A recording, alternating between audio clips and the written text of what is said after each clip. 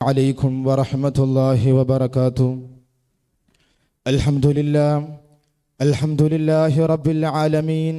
الصلاة والسلام على أشرف المرسلين وعلى آله وصحبه أجمعين. أما بعد، أعوذ بالله من الشيطان الرجيم. بسم الله الرحمن الرحيم. إنما يخشى الله من عباده العلماء. صدق الله العظيم.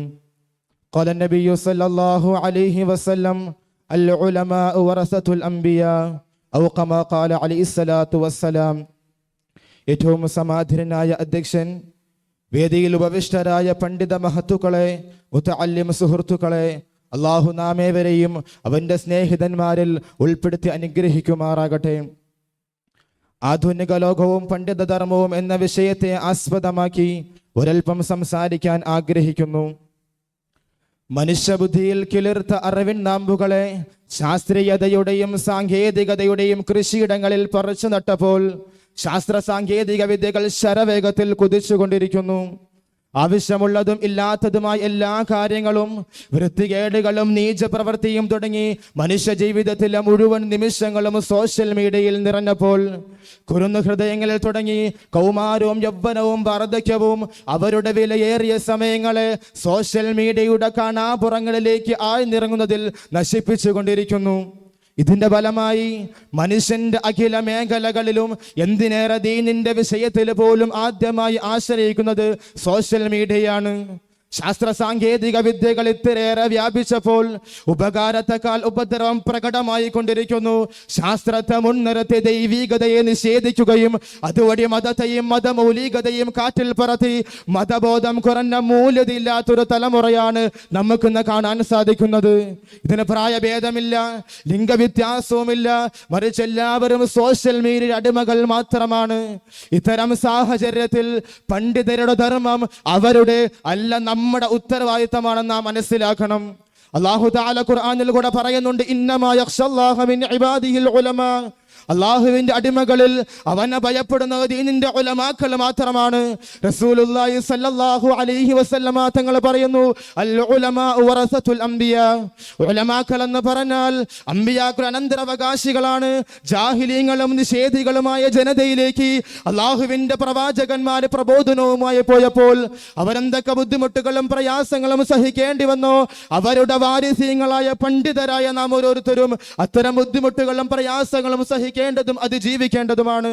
കാരണം അവർ അനന്തരമായി നേടിയെടുത്തത് സമ്പത്തോ അധികാരമോ അല്ല, മറിച്ച് വലാകിൻ വറസുൽ ഇൽമ, അല്ലാഹുവിന്റെ പ്രകാശമായ പരിശുദ്ധ ഇൽമിനെയാണ് അവർ അനന്തരമായി നേടിയെടുത്തത്.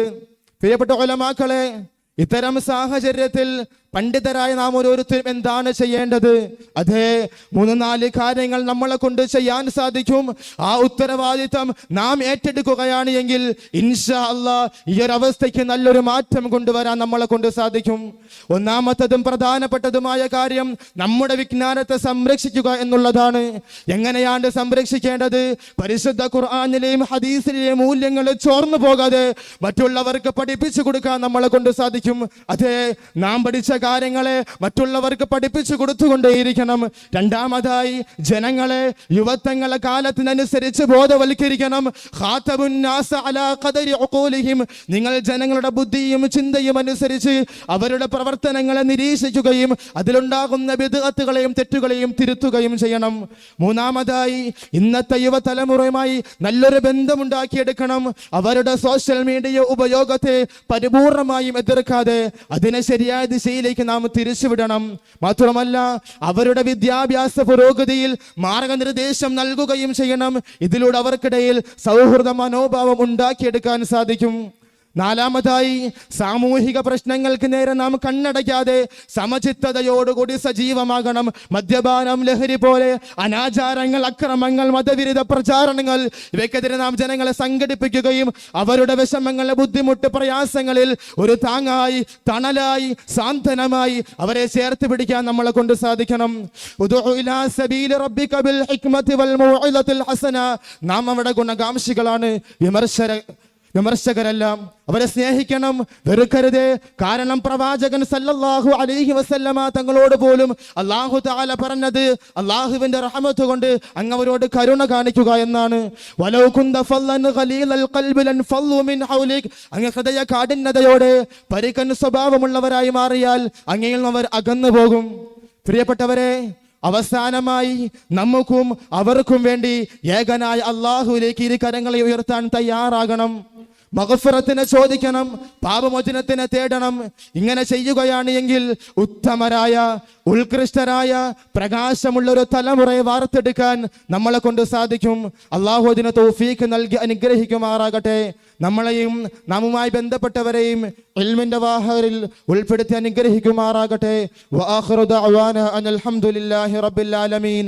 അസ്സലാമു അലൈക്കും വറഹ്മത്തുള്ളാഹി വബറകാതുഹു.